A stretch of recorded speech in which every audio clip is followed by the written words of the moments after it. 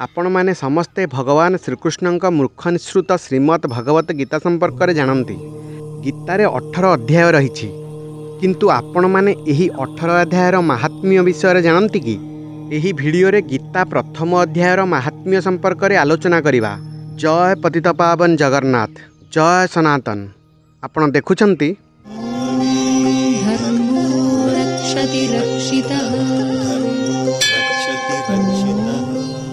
एकदा कैलास पर्वत रे माता पार्वती भगवान शिवं को कहती, भगवान आपण सर्वतत्वर ज्ञाता अटंती।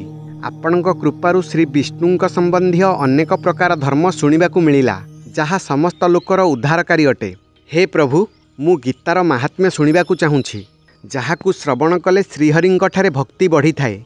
भगवान शिव कहिले, जहाँक विग्रह अलसी फूल परी श्यामवर्णर होइथाए, पक्षीराज गरुड़ जहाँक वाहन, जहाँक महिमा अवर्णनीय एवं शेषनाग उपरे जी शयन करती, सेही भगवान महाविष्णुंकर मु उपासना करे।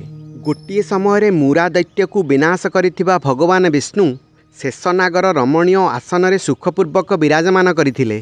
सेही समय समस्त लोक को आनंद देउथिबा भगवती लक्ष्मी आनंदपूर्वक प्रश्न कले, भगवान आपण समस्त जगत को पालन करी मध्य निज ऐश्वर्य प्रति उदासीन होई क्षीरसागर रे निद्रा जाउछंती, एहार कारण कौन? भगवान कहिले, हे देवी, मु निद्रा जाऊ नहीं, अपितु तत्वर अनुसरण करुथिबा अंतर्दृष्टि द्वारा निज महेश्वर तेजर साक्षात्कार करुछि। देवी, ये हेउछि सेही तेज जहाकू जोगी पुरुष कुशाग्र बुद्धि द्वारा निज अंतःकरण रे दर्शन करती एवं मीमांसक विद्वान वेदर सारतत्व निश्चित करती। सेही महेश्वर तेज एक अजर प्रकाश स्वरूप आत्मरूप रोग शोक वर्जित अखंड आनंददायक निष्पंद तथा द्वैत रहित अटे। एही जगतर जीवन तार अधीन अटे। मु एहार अनुभव करुछि। हे देवी, एही कारण पाई मु तुमको निद्रागत भली प्रतीत हेउछि। श्री लक्ष्मी देवी कहिले, हे हृषिकेश, आपण हेउछंती जोगी पुरुषंकर ध्येय। आपणक अतिरिक्त किछि ध्यान करिबा योग्य तत्व अछि, एहा जानि मो मनरे कौतूहल जात हेउछि। एही चराचर जगतर सृष्टि एवं संहार करुथुआ स्वयं आपण तो अटंती। आपण सर्वसमर्थ। एभଳି स्थिति आपण जदि सेही परम तत्व ठारू भिन्न, तेबे मोते ताहार बोध करांतु।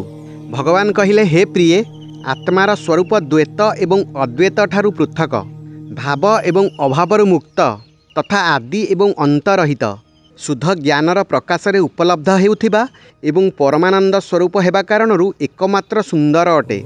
यह ही मोर ईश्वरीय रूप। आत्मार एकत्व ही समस्तंकर जानिबा योग्य अटे। गीताशास्त्र रे एहार प्रतिपादन होईछि। अमित तेजस्वी विष्णुंकर एही कथा सुनी लक्ष्मी देवी शंका उत्पन्न करी प्रश्न कले, हे भगवान, जदि आपणक स्वरूप स्वयं परमानंदमय एवं मन बाणीर ऊर्ध्वरे, तेबे गीता किपरि तार बोध कराउछि? मोर एही संदेह को मोचन करंतु। भगवान कहिले, शुण, मु गीतारे मोर स्थितिर वर्णना करुछि। क्रमशः 5 अध्याय को 5 मुख, 10 अध्याय को 10 भुज, 1 अध्याय को उदर एवं 2 अध्याय को 2 चरण कमल बोली जान। एहीपरि एही 18 अध्याय को वाग्मयी ईश्वरीय मूर्ति बोली जान। जेउ उत्तम बुद्धिमान पुरुष गोटिए किंबा अधे अध्याय अथवा 1/4 श्लोक प्रतिदिन अभ्यास करे, से सुशर्मा परि मुक्त हो जाए। देवी लक्ष्मी प्रश्न कले, देव, एही सुशर्मा किए, केउ जातिर एवं केउ कारण पाई तार मुक्ति हैला? भगवान कहिले, सुशर्मा जड़े कपटी मनुष्य थिला, पापी मानकर शिरोमणि थिला। तार जन्म वैदिक ज्ञान वर्जित क्रूरतापूर्ण कर्म करुथिबा ब्राह्मण कूल रे होइथिला। से ना ध्यान करुथिला, ना जप, ना होम करुथिला, ना अतिथि मानकर सत्कार। से लंपट हेबा कारणरू सर्वदा विषयासक्त होई रहुथिला। हल करी एवं पत्र बिक्री करी जीविका निर्वाह करुथिला। तार मद्यपान करिबार व्यसन थिला एवं मांस मध्य सेवन करुथिला। एहीपरि जीवनर अनेक काल से अतिबाहित करि सारिथिला। दिने मूढ़बुद्धि सुशर्मा पत्र आनिबा पई कौनसी एक आश्रमर बाटिका भितरे बुलुथिला। सेही समय एक विषाक्त काल सर्प ताकू दंशन कला एवं सेहीठारे तार मृत्यु हेला। एहा परे से नर्करे अनेक जातना पाइबा परे पुनः मृत्युलोक को फेरी आसिला एवं गोटिए बोझ बहुथिबा बलद होई जन्म हेला। सेही समय जड़े पंगु व्यक्ति निज जीवन को आराम रे व्यतीत करिबा लागि ताकू किणी नेला। बलदटी पंगुर भार को निज पिठिरे बोही बोही 7-8 वर्ष बिताइला। दिने पंगु लोकटी उच्च स्थान में बहुत समय धरी बलद को बुलाइला।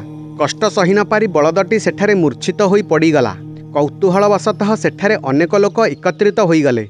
ସେହି जनसमुदाय भितरु कौनसी एक पुण्यात्मा व्यक्ति ସେହି बलदर कल्याण उद्देश्य निज पुण्य दान करदेले। यापर अन्य किछि लोक मध्य निज पुण्य दान कले।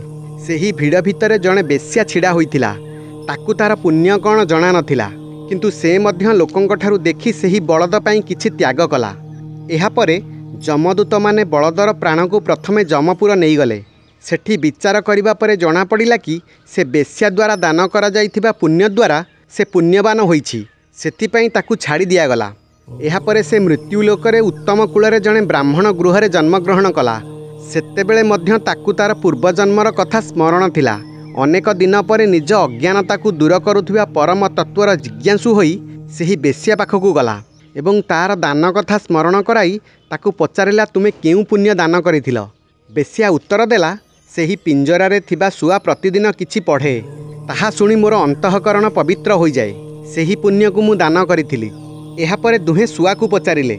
शुआ निजर पूर्वजन्म कथा स्मरण कराई प्राचीन इतिहास आरंभ कला। शुआ कहिला, मु पूर्वजन्म विद्वान होई निज विज्ञतार अभिमान रे मोहित होई रहिथिली। मोर राग द्वेष एते बढ़ी जाइथिला जे गुणवान विद्वान मानक ठारे ईर्षा भाव रखुथिली। समय अनुसार मोर मृत्यु हेला। मु अनेक घृणित लोकरे घुरी बुलिली। सद्गुरु को अत्यंत निंदा करिबा हेतु शुककूल मोर जन्म हेला। पापी होइथिबारु बाल्यकालरू मोर माता पितांक ठारू वियोग होईगला। दिने ग्रीष्म ऋतुरे उत्तप्त रास्तारे मु पड़ी थाए।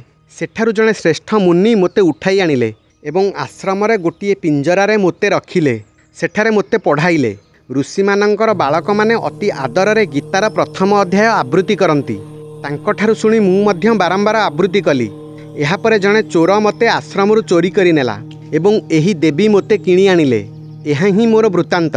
पूर्व काल मु गीतार एही प्रथम अध्याय अभ्यास करिथिली एवं मोर पाप को दूर करिथिली। यापर ताहा श्रवण करी बेश्यार मध्य अंतःकरण शुद्ध हैला एवं सेही पुण्य बलरे ब्राह्मण श्रेष्ठ सुशर्मा पापमुक्त हैला। एही प्रकार परस्पर वार्तालाप करी एवं महात्म्यर प्रशंसा करी सेही तीन जण निज गृहरे गीताभ्यास करबाकू लागिले एवं ज्ञान प्राप्त करी मुक्त होईगले। सेथिपई जिए गीतार प्रथम अध्याय पाठ करे, श्रवण करे बा अभ्यास करे, से एही भवसागररू सहजरे पार हो जाए। आशा करुछि गीतार प्रथम अध्यायर महात्म्य आपनकू भल लागिथिबो। जदि भल लागिथाए तेबे कमेंट करी जणाइबे एवं चैनल को सब्सक्राइब करिवे। रहिली। जय जगन्नाथ, जय सनातन।